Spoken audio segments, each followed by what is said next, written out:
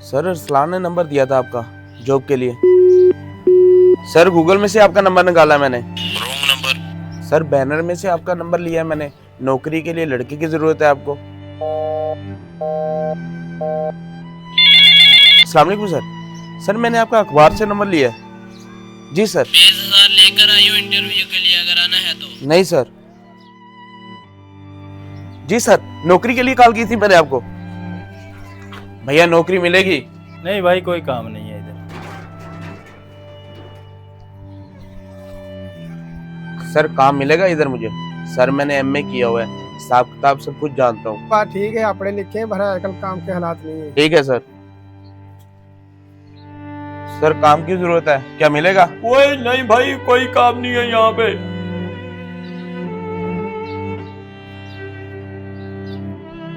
जी उस्मान भाई। हाँ भाई, कहाँ पे है? वो एक बहुत बड़ी कंपनी में मैंने तेरे कागजात जमा करवाए थे। रशीद साहब होंगे वहाँ पे, जाके इंटरव्यू दे दे। ठीक है उस्मान भाई, बहुत शुक्रिया। अस्सलाम वालेकुम सर। वालेकुम सलाम। जी दिखाएं अपनी फाइल।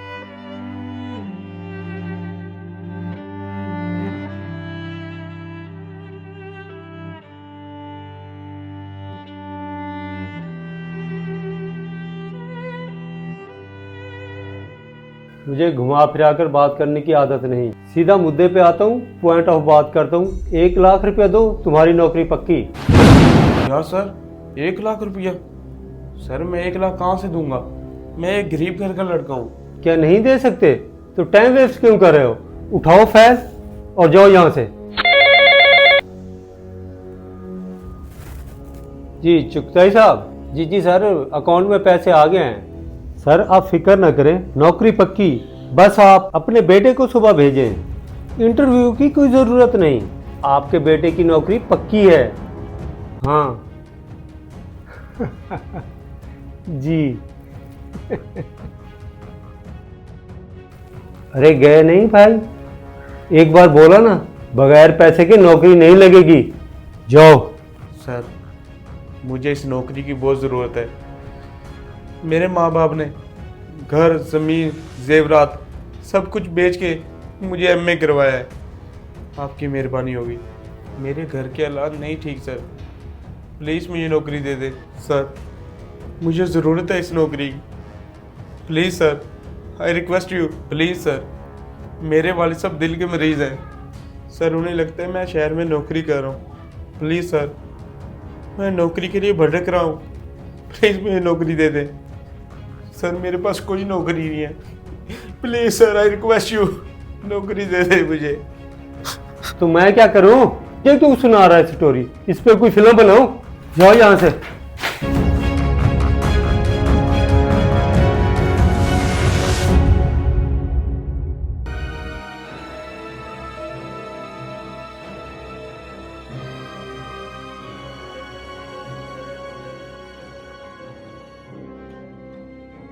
एक बात कहूं सर, जितनी मर्जी रिश्वत खा लो, ये पेट आपका कभी नहीं भरेगा।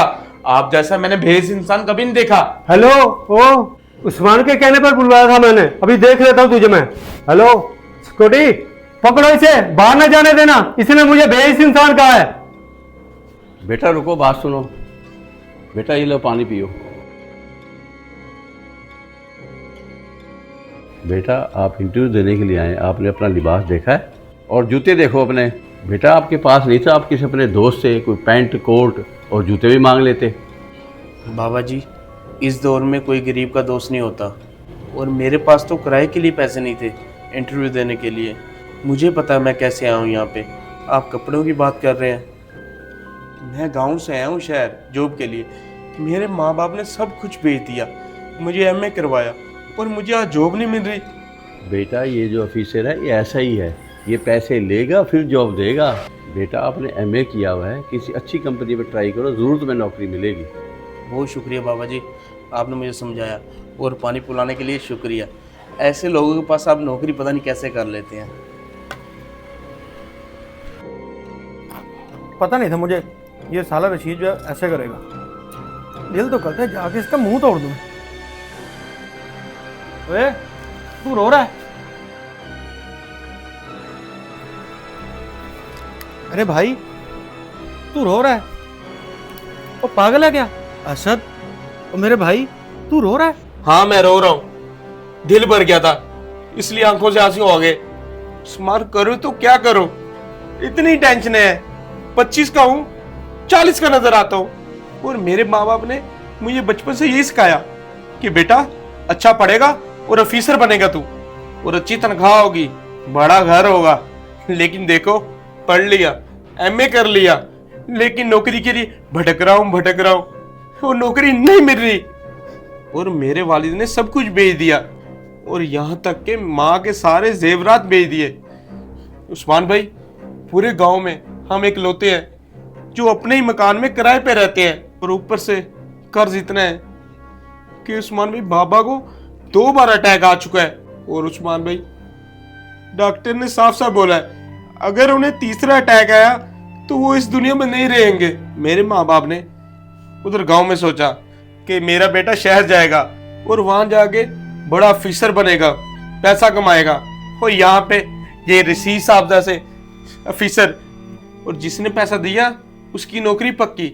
उस्मान भाई, हमारे टैलेंट की कोई कदर नहीं, हमारे पास पैसा नहीं है ना, इसलिए नौकरी नहीं लग सकते। पहले पढ़ाई के लिए घर बेचो, सारा कुछ बेचो अपना, फिर जॉब के लिए भी रिश्वत दो।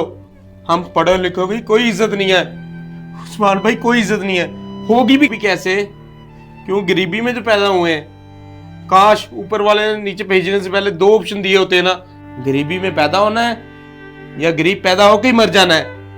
मैं दूसरे वाला ऑप्शन लेता उस्मान भाई। उस्मान भाई, गरीबी में पैदा होकर मर जाना बहुत अच्छा है, लेकिन गरीब रह के पूरी जिंदगी गुजारना बहुत मुश्किल है उस्मान भाई, बहुत मुश्किल है। ये जो गरीबी है ना, इंसान को तिनका तिनका मारती है, तिनका, और गरीब को पागल कर देती है ये गरीबी। आपके सामने मेरी हालत उस्मान भाई। असद भाई, मैं तुम्हारी तकलीफ समझता हूँ, लेकिन तू बस हिम्मत ना हार। काम और पैसा दोनों चीजों पर फोकस करना मेरे भाई। जरूरी नहीं है कि तू किसी के पास नौकरी करेगा तभी तेरे पास पैसा आएगा, तो तू अपना काम शुरू करना मेरे भाई। सब्जी लगा, कबाड़िया बन, कोई फ्रूट की रेडी लगा ले। कोई काम छोटा बड़ा नहीं होता, जो तुम्हें रोजी दे उसकी रिस्पेक्ट होनी चाहिए। और हाँ, पढ़ लिख कर तू ये काम कर रहा है, शर्म तुझे नहीं सरकार को होनी चाहिए। सोच मेरे भाई, जरा सोच।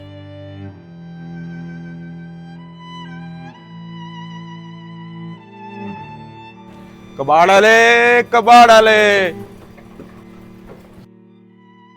काम कोई छोटा बड़ा नहीं होता, मेहनत में ही अजमत है। अगर वीडियो आपको हमारी अच्छी लगे लाजमी शेयर करिएगा, शायद इसी से किसी की सलाह हो जाए।